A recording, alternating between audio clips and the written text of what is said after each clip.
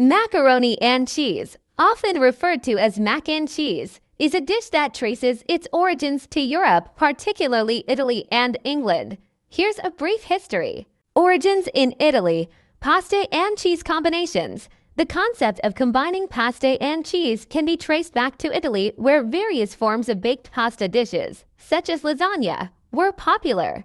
Pasta Maker's Manual. One of the earliest known recipes for a pasta and cheese dish appears in an Italian cookbook, the Liber de Coquina Book of Cookery, from the 13th century. Popularization in England.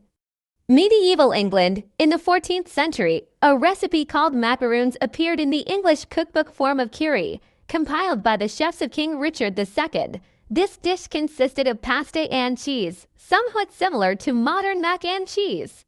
Elbow macaroni and cheese sauce. By the 18th century, a more recognizable form of macaroni and cheese began to emerge in England, with the use of elbow macaroni and a creamy cheese sauce. Introduction to America. Thomas Jefferson.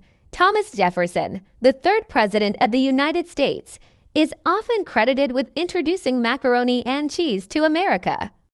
During his time as an ambassador to France, he encountered the dish and brought back a pasta machine to the U.S. Monticello. Jefferson served macaroni and cheese at his estate, Monticello, helping to popularize the dish in America.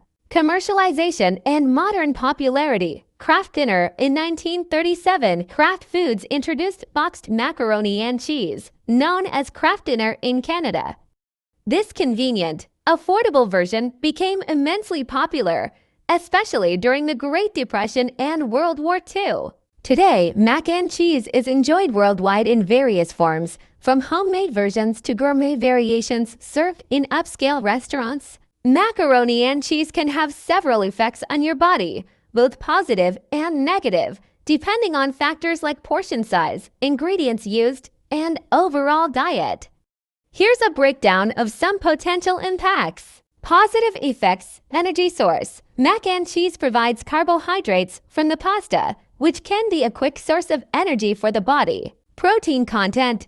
The cheese and any added ingredients like meat or additional dairy can provide a good amount of protein, which is essential for muscle repair and growth. Calcium and vitamin D. Cheese is a good source of calcium and often contains vitamin D, which are important for bone health. Comfort food. Mac and cheese is often considered comfort food, which can have a positive psychological effect, providing a sense of well-being and satisfaction.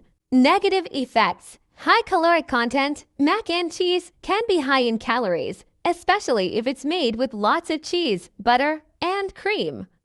Overconsumption can lead to weight gain. High fat and cholesterol. The dish can be high in saturated fats and cholesterol, which can contribute to heart disease if consumed in large quantities. Sodium levels. Many recipes and especially boxed versions of mac and cheese can be high in sodium, which can lead to high blood pressure and other cardiovascular issues. Potential for overeating.